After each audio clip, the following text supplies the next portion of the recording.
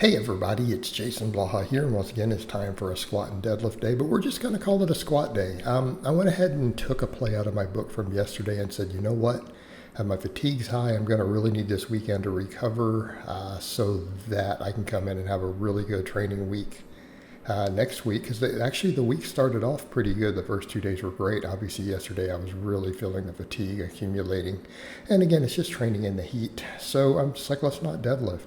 I pulled 3 really heavy reps on Tuesday after squatting. You know what? If I have weeks where I only deadlift once, probably not the end of the world. I'm still doing all my back work and posterior chain work that builds a deadlift. However, I did have, my bar set up, but I went and put it back up. I had it in the holder. The power bar. I think I'm going to pull at the power bar for just a bit. So minor mishap there on the squat. I went heavier today. But on the walkout, I tapped that J hook, right? I tapped that J hook. Although today, and I definitely paused it and checked, happier with the depth today. And for people who want to question that, I need to start setting up the camera to the side. Also, when I've historically checked it, the angles you're seeing there, I'm below depth from the side views. So I'm actually happy with that. I'm going to keep working on getting deeper. It would be in my best interest. But I crack parallel there. And again, it's just the way my quads poke up at the top.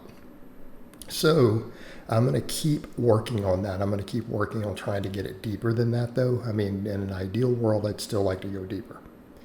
But again, I'm relearning the technique, getting used to the power bar again as I'm rebuilding my quads now that I'm actually squatting. Ideally, by the end of the year, I'd like to be hitting 500 for a couple reps like that and an inch deeper than that. So what we do today, just normal hypertrophy work, right? That's the one thing I am noticing with the heat and everything accumulating. I probably need to be sticking closer to 10s. A lot of these 5s and 6s might be a little too much on the recovery, right? Mainly just because they beat you up a little bit. So I'm like, let's just do roughly 10 reps, try to get in that 10 rep range. So I picked a weight that I knew would be challenging because I've done 5s and all that stuff recently, 5s and 6s on the belt squat. So I'm like, well, let's drop it down to 200 pounds of plates. Obviously, the moment arm is pretty heavy on this thing. It's over 50 pounds. But, we just track plate weight. And I nailed it just about right. These were very hard for sets of 10.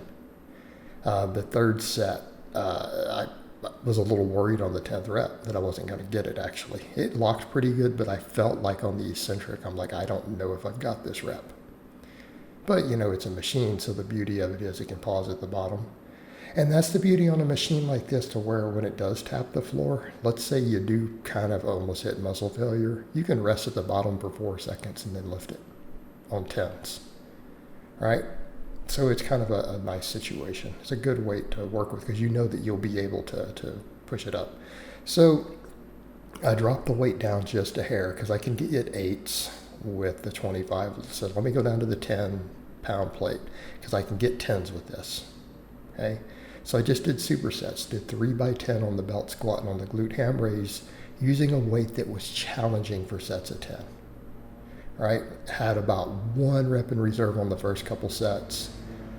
Pretty much the glute ham raise, I took it to 0 reps in reserve on the last set, which was actually 9. I knew that there was no way I was getting a 10th rep. Right? I knew from the feeling in my hamstring the 10th rep would have failed, so it was pretty much a 0 rep in reserve set. And it was the same thing with the belt squat here. On the 10th rep, and it's also, I think people need to realize that they're like, well, how can you predict those things off set 1? You can also space your rest times around that. Right? If you know you only had 1 rep in the tank on the first set, before your third set, take a hair longer break. And it'll let you get there at about 0 in reserve on 10. So this is stuff that you learn just intuitively. It doesn't even always matter on percentages and things, because you can space your rest times to make sure that you're at the level of fatigue you want. That's just something you learn with years and years and years and years and years of lifting. Trust me, any of you out there who are questioning that, train hard for a decade, for 10 years, and you'll develop that skill. right? It's not something you learn in your first year. So 3x10 on these, and then I only did 4 sets of the belt squat. I was going to do 5. I'm like, I don't want to do that. Let me just do some abs. Because again, I just started to feel my hamstrings from doing the 3 sets of those.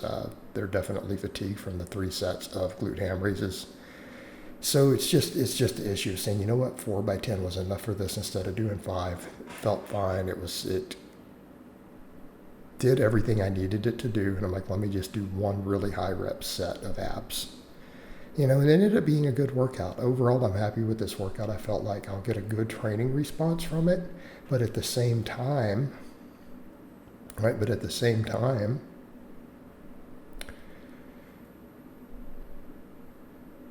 I didn't beat myself up too bad. So that I want to be fully recovered by the end of this weekend. I'm going to have 2 days off from training. I'm going to do a lot of music stuff. My normal work, coaching work, all that. And try to have a somewhat relaxing time. I'm going to get extra sleep. All right, I'll probably sleep in at least one of the days a little later. And I think come Monday and Tuesday, we're going to have some real good workouts. So again, it's just mitigating the total fatigue while still getting a training response. Kind of taking it down and saying, what do I need to get some hypertrophy out of this week, like these last couple days?